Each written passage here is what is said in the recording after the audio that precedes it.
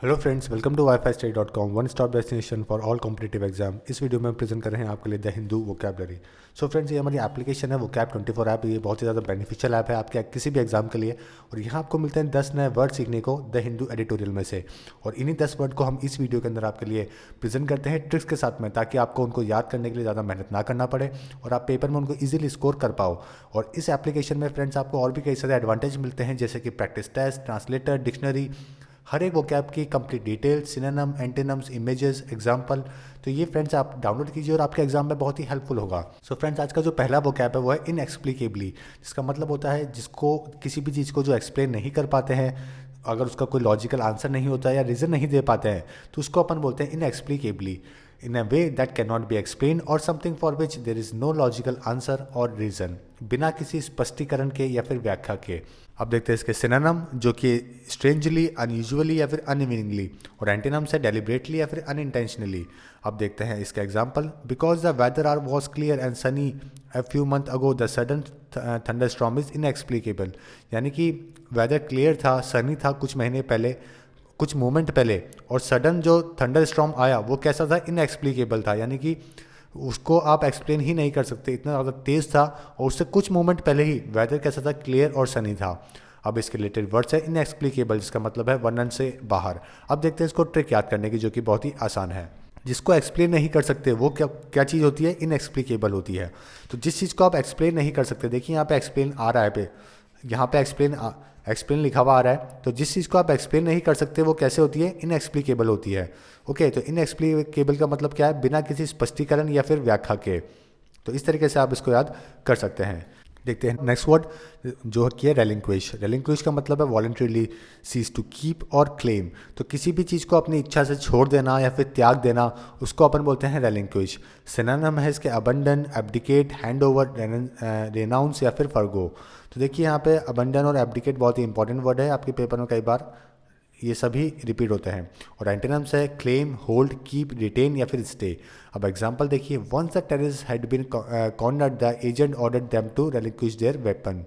तो जैसे ही टेररिस्ट को कॉर्नर कर दिया गया, एजेंट ने कहा, ऑर्डर किया कि इनको सबको की वेपन अपने अपने छोड़ दें। अब इनकी वर्ब फॉर्म्स है रेलिंक्विश, रेलिंक्विज्ड एंड रेलिंक्विज्ड, और रिलेटेड वर्ड्स है रेलिंक्विशमेंट, जिसका मतलब है त्याग। अब देखिए इसे ट्रिक याद करने की। अब रिलैक्स करने के लिए रेलिंक्विश किया धोनी ने। सभी को पता है अभी एक दो दिन पहले ही महेंद्र सिंह धोनी ने रिटायरमेंट अपनी कैप्टनसी छोड़ी है, टेस्ट, वनडे और टी20 से। टेस्ट से तो इन्होंने पहले ही रिटायरमेंट ले लिया था, टी20 और वनडे से भी अभी इन्होंने रिसेंटली अपनी कैप्टनसी को छोड़ा है। ओके, तो ये अब रिलैक्स करने के लिए इन्होंने क्या किया, रेलिंक्विश किया। देखिए रिलैक्स और रेलिंक्विश एक जैसे वर्ड्स हैं, रिलैक्स और रेलिंक्विश। तो अब रिलैक्स करने के लिए रेलिंक्विश किया धोनी ने। ओके, तो इस तरीके से आप इसको मीनिंग को याद कर सकते हैं और इजीली अगर पेपर में आता है तो उसका मीनिंग पता कर सकते हैं। तो रेलिंक्विश का मतलब है छोड़ देना या फिर त्याग देना। नेक्स्ट है जेंच्योर। जेंच्योर का मतलब है पर्टिकुलर पॉइंट इन इवेंट और time, an important point in a process और एक्टिविटी। तो कोई भी चीज़ जो आप समय पर कर रहे हो या फिर कोई इंपॉर्टेंट अवसर मिला है आपको करने का, उसको अपन बोलते हैं जेंच्योर। अब सिनोनिम है इसके instant, moment, occasion, point, cross road, critical point, और एंटोनिम्स है सर्टेनिटी या फिर गुड फॉर्चून। अब देखिए example, after high school Jacob will be at the important juncture in his life where he must decide between joining the military और going to college. यानी कि Jacob एक इंपॉर्टेंट पॉइंट पे खड़ा है जहाँ पे उसको सोचना पड़ेगा अपने लाइफ के बारे में कि वो मिलिट्री ज्वाइन करे या फिर कॉलेज को ज्वाइन करे। अब देखते हैं इसको ट्रिक याद करने की। आज मैं जयपुर जंक्शन पे पहुंचा वरना ट्रेन निकल जाती। आज मैं जयपुर जंक्शन पे, देखिए जयपुर जंक्शन, जंक्शन और जंक्चर एक जैसे वर्ड्स हैं, तो मैं इन दोनों को लेट कर रहा हूँ। आज मैं जयपुर जंक्शन पे बहुत ही ज़्यादा टाइम पे पहुँचा, वरना क्या होता, मेरी ट्रेन छूट जाती, यानी ट्रेन निकल जाती। ओके, तो जंक्शन को और जंक्शन को आप लेट करके इसका मीनिंग पता कर सकते हो। जंक्शन पे हमेशा लोग टाइम पे पहुँचते हैं, तो वो क्या होता है, समय पर पहुँचना, इंस्टेंट, मोमेंट, ओकेजन, पॉइंट, इन सभी को अपन जंक्शन बोलते हैं और जंक्शन पे ये सब होता है। तो जंक्शन को और जंक्शन को लेट करके आप इसका मीनिंग पता कर सकते हैं। नेक्स्ट है प्रीडेटरी। प्रीडेटरी का मतलब होता है associated with the taking advantage of other people. अपरहक, जो दूसरों का एडवांटेज लेते हैं, दूसरों को फ़ायदा उठाते हैं, उनको अपन बोलते हैं प्रीडेटरी। और इसका एक दूसरा मतलब भी होता है, जिसका मतलब होता है हिंसक, जो बहुत ही ज़्यादा वायलेंस फैलाते हैं बहुत ही ज़्यादा वायलेंस में बिलीव रखते हैं, उन सभी को भी प्रीडेटरी बोलते हैं। सिनोनिम है इसके एक्सप्लोटेटिव और या फिर रैपेशियस, एक्वेसिटिव या फिर एवेरेशियस, और एंटोनिम्स हैं बिनाइन। अब एग्जांपल है the predatory lender always assign extremely high interest rate to its loans. तो जो प्रीडेटरी जो लैंडर है वो कैसे असाइन करता है, बहुत हाई इंटरेस्ट रेट के ऊपर लोन देता है लोगों को। ओके, तो इस तरीके से आप देख सकते हैं। तो प्रीडेटरी कौन है, बहुत जो दूसरों का हमेशा फ़ायदा उठाता है, ओके, जो वायलेंस फैलाता है। तो ऐसा आदमी क्या करता है, लैंडर, जो अगर ऐसा आदमी लैंडर बन गया तो दूसरों का हमेशा हाई इंटरेस्ट रेट पे ही लोन देगा और दूसरों का फ़ायदा उठाएगा उनकी मजबूरी का। अब देखते हैं सर ट्रिक याद करेगी। प्रीडेटर की तरह होते हैं प्रीडेटरी लोग। तो प्रीडेटर जो होते हैं, जो हमेशा खाने की तलाश में होते हैं, ऐसे जानवर जो कि दूसरों को मार के अपना खाना बनाते हैं, तो ऐसे ही प्रीडेटर की तरह ही होते हैं कौन, प्रीडेटरी लोग। जो प्रीडेटर की तरह होते हैं ना, उन्हीं को अपन बोलते हैं प्रीडेटरी लोग। तो देखिए प्रीडेटरी और प्रीडेटर एक जैसे ही वर्ड्स है। जो हिंसक होते हैं, जो वायलेंस में बिलीव रखते हैं, जो दूसरों का फ़ायदा उठाते हैं, ओके, तो उनको अपन बोलते हैं प्रीडेटर। और प्रीडेटर की तरह ही होते हैं कौन से लोग, प्रीडेटरी लोग। तो इस तरीके से आप इजीली इसका मीनिंग पता कर सकते हैं। नेक्स्ट है ऑरा, द डिस्टिंक्टिव एटमॉस्फेयर और quality that seems to surround and be generated by a person, thing और प्लेस। तो आभा, इसको हिंदी में बोलते हैं आभा। तो ऑरा एक ऐसी चीज़ होती है, एक ऐसा एटमॉस्फेयर या क्वालिटी होती है किसी के अंदर, जो कि उसके आसपास हमेशा एक पर्सन के, थिंग के या फिर कोई प्लेस के जो होती है। जैसे ताजमहल के आसपास हमेशा एक बहुत ही अच्छा आपको वहाँ पे ऑरा फील होएगा, एक पॉजिटिव ऑरा फील होएगा। मंदिर, मस्जिद, गुरुद्वारा, कोई भी हो, चाहे चर्च हो, वहाँ बहुत ही एक आपको शांत और एक बहुत अच्छा एक ऑरा है उस चीज़ का, जो कि आपको वहाँ पे फील होता है। तो उसी क्वालिटी को अपन बोलते हैं ऑरा। सिनोनिम इसके एम्बियंस, स्पिरिट, फील, इंप्रेशन या फिर इमेजिनेशन, और एंटोनिम्स है नेग्लिजेंस। अब एग्जांपल है, because gym has an aura of negativity surrounding him he does not have a lot of friends. यानी जिम के हमेशा आसपास एक नेगेटिविटी होती है, क्योंकि वो हमेशा नेगेटिव बातें करता है, इसलिए उसके ज़्यादा दोस्त नहीं है।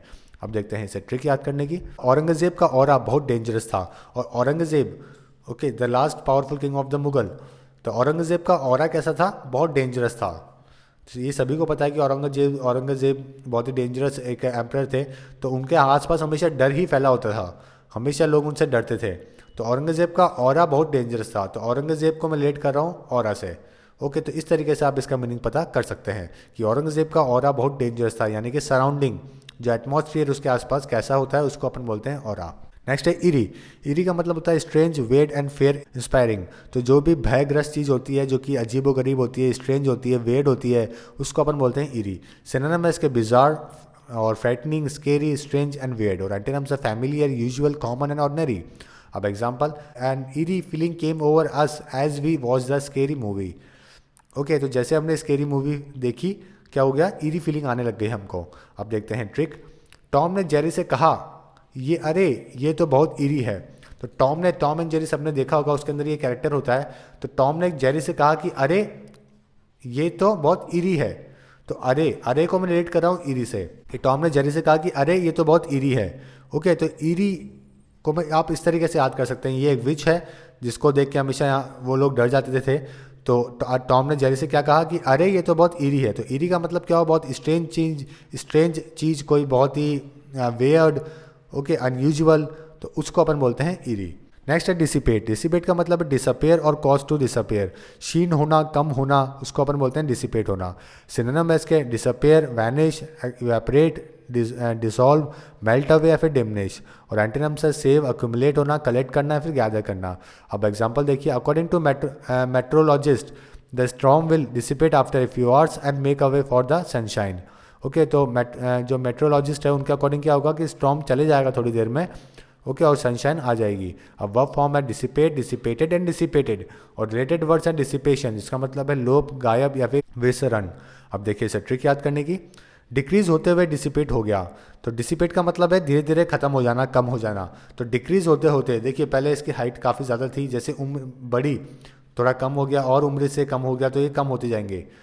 ओके, तो डिक्रीज होते होते क्या हो गया, डिसिपेट हो गया, यानी कि कम हो गया, खत्म हो गया। तो डिक्रीज को मैं रिलेट कर रहा हूँ किससे, डिसिपेट से, जो कि एक जैसे वर्ड्स हैं, और इनका मीनिंग आप इजीली पता कर सकते हैं।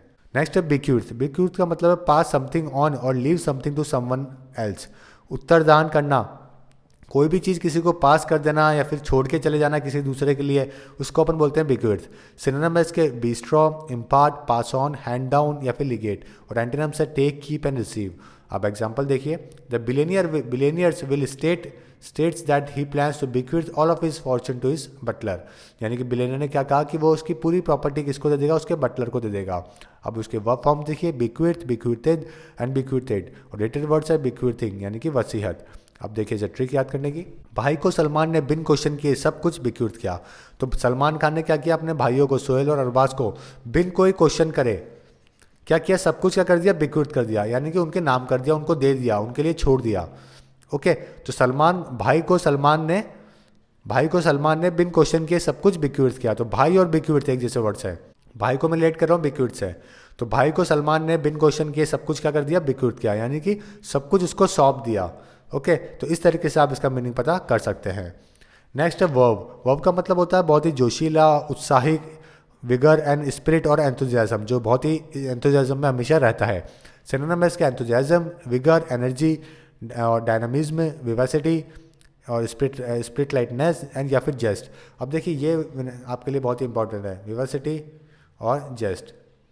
और एंटोनिम्स के apathy, dullness, inactivity, indifference, laziness या फिर लेथर्जी।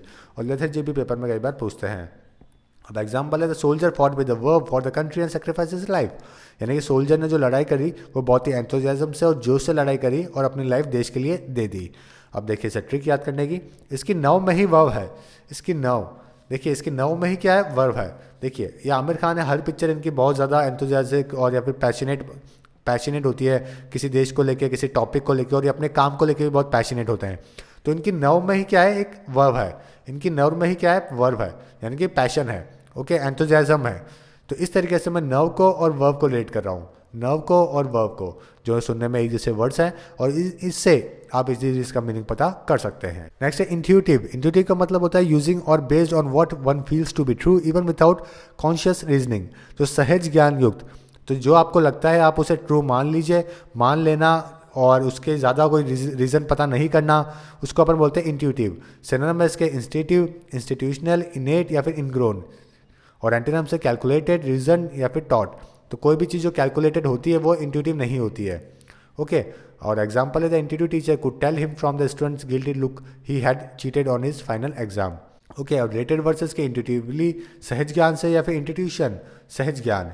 अब देखिए इसे ट्रिक याद करने की। संडे को भी ट्यूशन जाना है, ये क्या है, इंट्यूटिव है। अगर संडे को भी आपको ट्यूशन जाना है तो ये चीज़ क्या है, इंट्यूटिव है। यानी कि आपने सोच लिया है लेकिन आपने पूछा नहीं है टीचर से कि संडे को क्लास है कि नहीं है। ये आपने क्या है, सिर्फ अपने फील से ही ये कोशिश करी है कि संडे को भी क्लास होगी। तो यहाँ पे देखिए ट्यूशन को मैं रिलेट कर रहा हूँ इंट्यूटिव से, ट्यूशन को भी रिलेट कर रहा हूँ किससे, इंट्यूटिव से। तो संडे को भी ट्यूशन जाना है, ये क्या है, इंट्यूटिव है। तो इंट्यूटिव का मतलब हुआ यूजिंग और based on what one feels to be true even without conscious reasoning. तो सहज ज्ञान युक्त, तो कोई भी चीज़ जिसको आप फील कर लो सच है वो, और उसका रीज़न पता नहीं करो, तो उसको अपन बोलते हैं इंट्यूटिव। तो संडे को भी ट्यूशन जाना है, ये चीज़ क्या है, बच्चे के लिए इंट्यूटिव है। तो इस तरीके से आप इसका मीनिंग भी पता कर सकते हैं। एक बार मैं आपको वापस से रिवाइज कराऊंगा फ्रेंड्स, ताकि आपको ज़्यादा टाइम तक याद रहेगा। इंट्यूटिव का मतलब है सहज ज्ञान युक्त, वर्ब का मतलब है एंथुजियाज्म, बिक्विथ का मतलब है किसी को कोई चीज़ सौंप देना, डिसिपेट का मतलब है क्षीण होना, कम होना, इरी का मतलब भयग्रस्त, ऑरा यानी कि आसपास का एटमॉस्फेयर, क्वालिटी, प्रीडेटरी यानी कि associated with taking advantage of other people, juncture बहुत ही इंपॉर्टेंट टाइम पे या इवेंट पे कोई चीज़ होना, रेलिंक्विश छोड़ देना, और इनएक्सप्लिकेबली यानी कि जिस चीज़ को आप एक्सप्लेन नहीं कर पाओ। सो फ्रेंड्स, ये सारे वो कैप थे जो कि आज के हमने हमारी ऐप के अंदर अपडेट किए थे, और हमने आपको ट्रिक्स के साथ में समझाए। उम्मीद है आपको पसंद आए होंगे और आप हमें सब्सक्राइब करेंगे। So friends, thank you and all the best for upcoming exam.